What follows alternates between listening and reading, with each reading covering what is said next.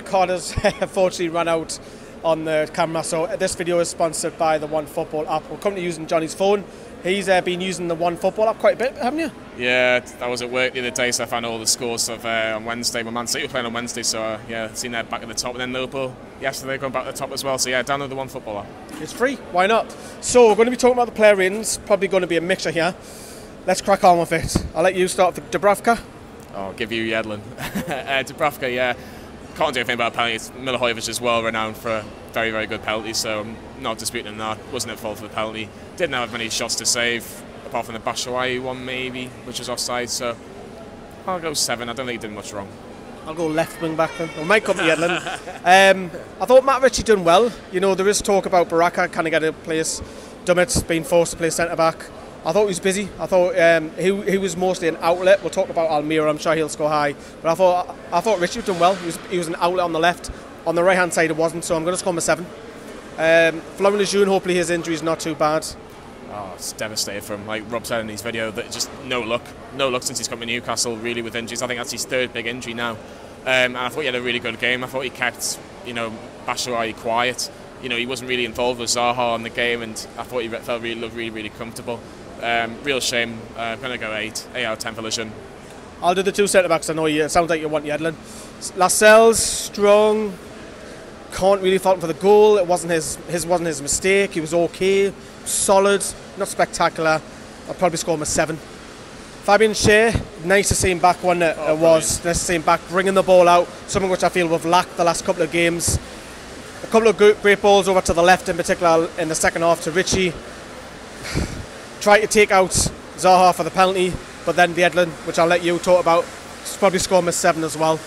Speaking of DeAndre Yedlin, but going forward and defensively, shocking. Can't cross. He's got so much pace. Didn't use it. He goes and then stops and then comes back. He did it on Monday. Did it today. But he has that one good game, and you think, do you know what? He just needs to work on and improve and just keep on what he did in that previous game. Because against Everton, he was brilliant. But today, he was poor today. And you look at the penalty, he gives away the penalty. Doesn't need to go flying in like that. No, but I think I don't know who said, it might have been James in his video, and he said, look, Zaha's quick. He's probably thinking, can I get him back onto this side and then get another man to help him out? So yes, it's his fault 100% for the penalty. He doesn't he's maybe a bit rash, but he's probably a bit tired. 80th minute in the game, Zaha didn't really do a lot, maybe a little bit fresh, but no, poor day from DeAndre Yedlin. But he'll know that himself. He'll know that himself, and. Cost a point. He did. I'm going to say 3 out of 10 for DeAndre Yedlin. Yeah, cost a point, didn't he? Zaha's full of tricks. Let's move back over to left. I'll get Almira on this one.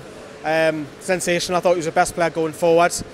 Very, very direct. Wanted the ball. Was starting to come in that number 10 role a lot more as well, which I like. Want to see him play there in the future. I think he looks a talent. It was a good battle between him and Wan-Bissaka actually, because Wan-Bissaka's been getting a lot of praise for Palace, and Palace fans rate him a lot. I thought he was quite good. It was a really good tussle to watch. I think both players played well. It shows how much of a good game it was for both of them. But what are you gonna give him? I'm gonna give him a 9. Yes, he didn't score, but we just want him to get that first goal, because I think Leicester on Friday. Get it on Friday. He was so good, and Atlanta fans are followers. Be pleased to know that he was absolutely sensational. Their best player going forward. I'll go to the first midfielder. No, I'll let you go. You go, Hayden. I like Hayden, believe it or not. I know you have had. I thought he done well. He did. I thought he did very well first half in particular. We know what you're going to get from Isaac Hayden. Gets a foot in. Yes, he's going to get a yellow card, but that's just part of his game, part of his fabric. But he gets involved. He tried to link up a bit more going forward, which was good to see. But I think on his for what he does, his job, he did well. I'm going to give Isaac Hayden a 7 out of 10 today. I would score him higher. No, I think it's because of defeat, isn't it? I think so. Key, I thought he was poor. A second chance to shine once more. We're crying out for Shelby. Just again, this is the second time in 4 games he's had the chance to go and shine. Really poor. Didn't get on the ball enough. Didn't even drive forward. Almiron was doing all the work for him in front of him. 5 out of 10. Thought it was poor. I thought it was real poor. How was it, Press? It was okay. Don't think he was brilliant. Don't think he was awful. You would just like him to get another. You want him to get another goal and shut people up. But no, I thought he was okay. Linked up with Rondon well. Linked up with Almiron well. But nothing spectacular. I'm going to 6 out of 10.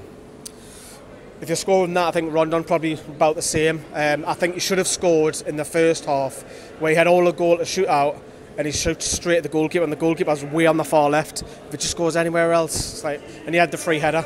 I think he's got to do a lot better. Did hold the ball up well, as he always does that. That's his routine now. We expect that from him, but I thought poor. 6 out of 10. Substitutes, who should go first? Who was first? It was Paul Dummett. Paul Dummett came on for Lejeune. It was fine. He actually made a good block towards the end, actually, because Zaha tried to play it through to Benteke and just got enough onto it. So it wasn't really on long enough to really highly. So I'll go 6 out of 10, but did well with that clearance. Yeah, Shelvey is probably the same as that. So Shelvey, I'll rate him because he got about 15 minutes. I thought he was pretty poor, me. I know he wanted to come on and get the ball, but was he any better than Key, really? Was he better than Key? He wasn't. He wasn't, but he was trying things that Key wasn't doing. I'll still start next game. Yeah, I don't think Key did enough today to start, and I think Shelvey warrants a start. I think you can almost say the Everton game, the Bournemouth game, he deserves a start from that. We need to at least see it, don't we? Yeah. Atu, are you going to rate him? No, non-applicable. It wasn't on long enough. Rafa Benitez, did he change it? Was it quick enough to change it? Because we always rate the manager on the lineup and in-game tactics. The only positive change was Atu, formation-wise, and that was, 88th, 89th minute? It was tough because before Lejeune's injury, both him and Roy Hodgson, I think, if you said, look, do you want to take 0-0 now? He went, hey, go on then, we'll do that. So I don't think you can blame Rafa Benitez too much.